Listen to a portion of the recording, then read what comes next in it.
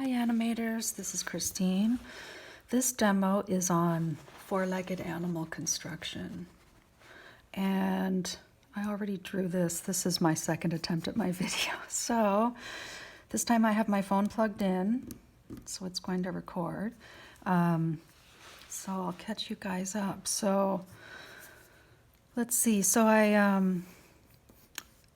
as I always start, I start with the cranium, and I always like to do a 3/4 front view. You can do it. You can start with a profile too. But so we're just looking at shapes right now. For a standing, this is going to be a dog.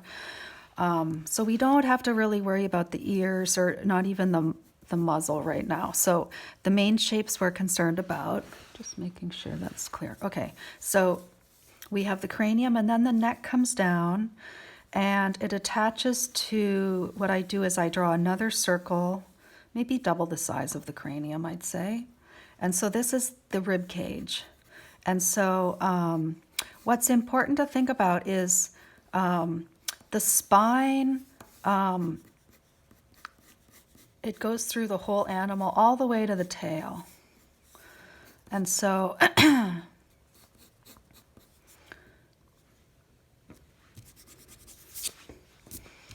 and there's the shoulders are here.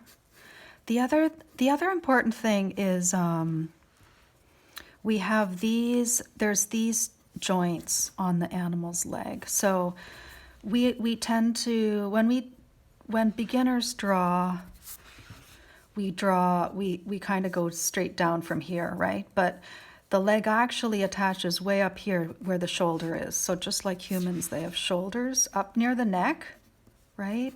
And so we don't really see this because we don't really see, like, the skin. You don't see where the leg starts until down here, where you see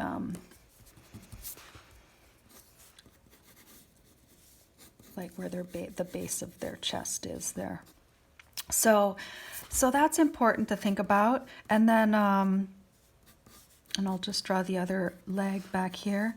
The other thing I like to do when I draw feet is, this is how I used to draw feet. I would draw back when before I went to art college, before I was working as an animal, I would make all the toes like this, kind of like the Flintstones, you know, where they had very pronounced toes.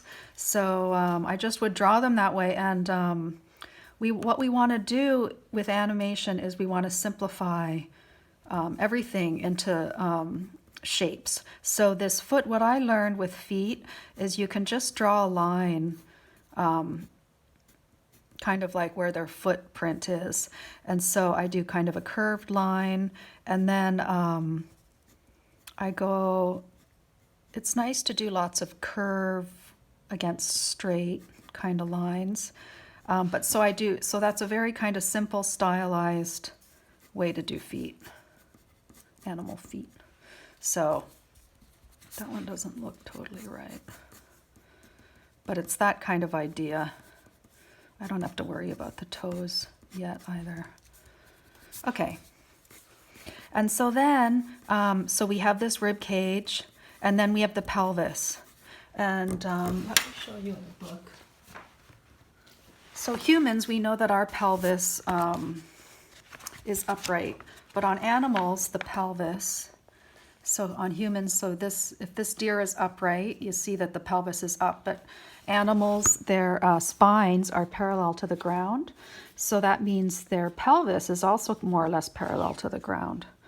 And here's a dog. Here's this joint I was telling you guys about, the shoulder joint. And so the best part, the real nice thing to remember too, another important thing is that you always extend the tail out from the spine. Like before I learned proper animal construction, you know, you would just draw the body and then you stick the tail on, right? But you want to really think about that this spine continues. And, you know, animals use their tails a lot. Like if you think about a squirrel, their tail is like an extra appendage that wraps around the tree, and they use it, you know, for a lot of balance. So, so for this back leg, you know, there's this real big hip bone there. And so I draw it like this. And so then the basic shape is they have another kind of elbow joint. And again, elbow joint and then that wrist joint. And so it's it looks similar to this one. It's just a bigger, it's a hip bone there. And then again, kind of the same. And then I like, with the back legs, I like to offset, like these front legs can be a bit closer together, and then it's nice to get a bit more space. And these back legs, this back part of the leg is quite thin, like more delicate than these front legs. Okay, so this is a dog. You know, there's different ears, so I gave him pointy ears. For dogs, or any kind of animal, if it's nice to have an animal that has ears that perk up, because then you can do lots of different expressions that way, which is pretty fun.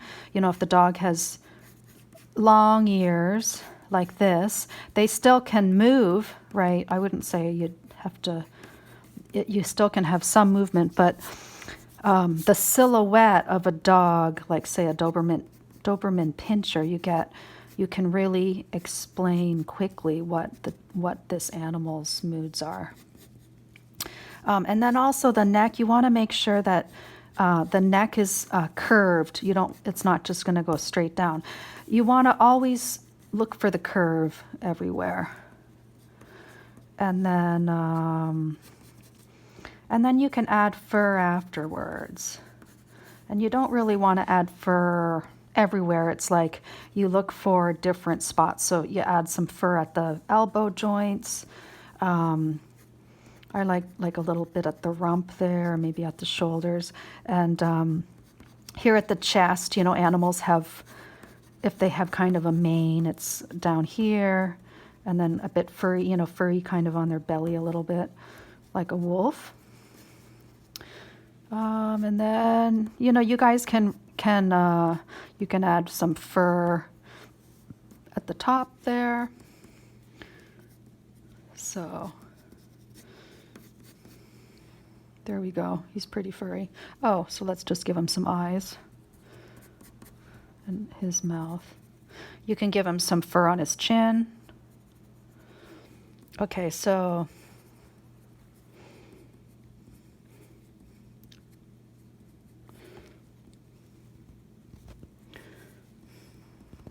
it's kind of a cartoon dog, obviously.